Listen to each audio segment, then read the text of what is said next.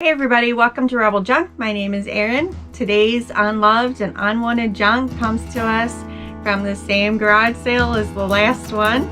This is part 2. See some comps on the screen, and my total for both days was $220.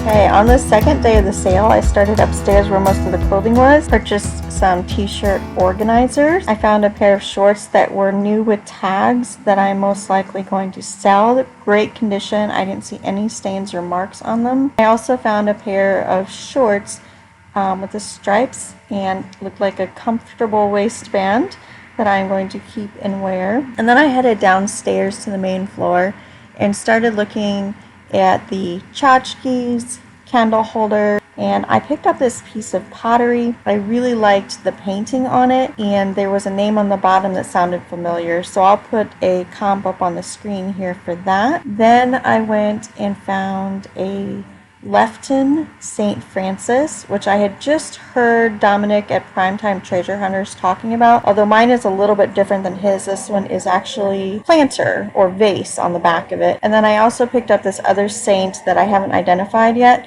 but it had the name of an organization on the back that gives those out, so I need to look up more information. I'll put a comp up on the screen for both of those. Next up, I found one of the red rose tea small animals, and this is the rhinoceros, so I went ahead and picked that up. They're not incredibly valuable, but I like to grab them when I see them. On the next table down, there was a box with a couple of Kool-Aid Man cups in it. I grabbed the purple one because I hadn't seen that one before. I thought it might have some value. Threw it in the bag.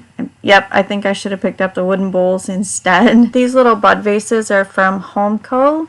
A pair of them will probably bring about $10, so I went ahead and grabbed those. They were in very nice condition, pretty colors and prints on them. On the next table down, I found a Waterford crystal ring holder, and I went ahead and comped that out, and I will put that on the screen here for you. After that, I saw these 2 coffee pots. The one looked like a French press, and the other one looked like it went to a coffee maker. They both look vintage. I didn't comp them. I don't recall the brand names on them, but I'm still wondering now if I should have taken them with me. My next find was under a table in a bag, and I rifled through there to find these styrofoam trays. I decided to take them with me because I could either use them for packing supplies or for crafts. I really had to cram them in my bag. It's getting full at this point. Later on, I did end up having to go out to my van and bring in my wagon. Next up, I'm gonna rifle through a box of coasters. I did end up taking with me the set of bamboo wicker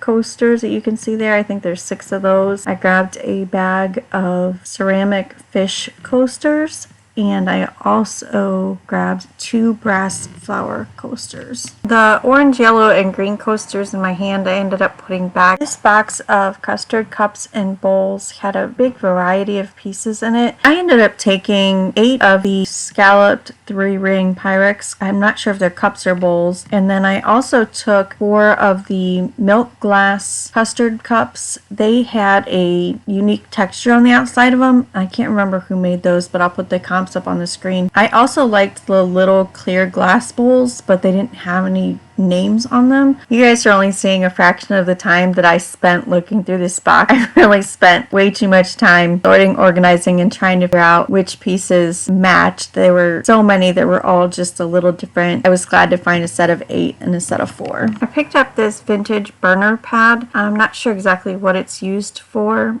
but it sells for about $10, so it was worth it to go ahead and stick that in my bag. On the next table down, I found a set of ice cream cone blow mold lights. I haven't tested them, but they sell for around $45, so I went ahead and picked those up too.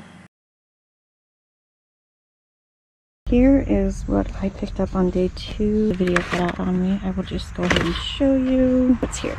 Seasonal grades 2 through 5 STEM challenges. All the cards are in there. It looks really interesting. Grabbed this Precious Moments Sugar Town napkin holder. I'm gonna keep that. Cloth diapers made easy, book and tools and some supplies. So the snaps, the setter, the piercing tool, and Velcro. It's a nice little set for sure. So I grabbed 3 of this Atlantic Mold Company pieces of Mary, Joseph, and Baby Jesus. Chipped the bottom of Joseph over here. So Dr. Seuss. Oh, it says Dr. Seuss official movie merchandise. And there's that. Looks like it's thing 1. And a little bookmark. Oh, these are the Hallmark Power Box electrical supply, which goes to certain ornaments that they make. And there were 2 of them. This one was still new in the box. This one has been out of the box, although I don't know if it's been used. Okay, water for a Christmas snowflake ornament. Again, I apologize for the noise. If you ever see OttLight brand, there's a really good brand. I need to test this lamp and see if this bulb is any good. But most OttLight lamps hold their value. So that's definitely something to pick up. I'm going to have to clean this one up a little bit. And I also grabbed this basket. It's metal frame. It's got some wood strips in it and it's cleaned. But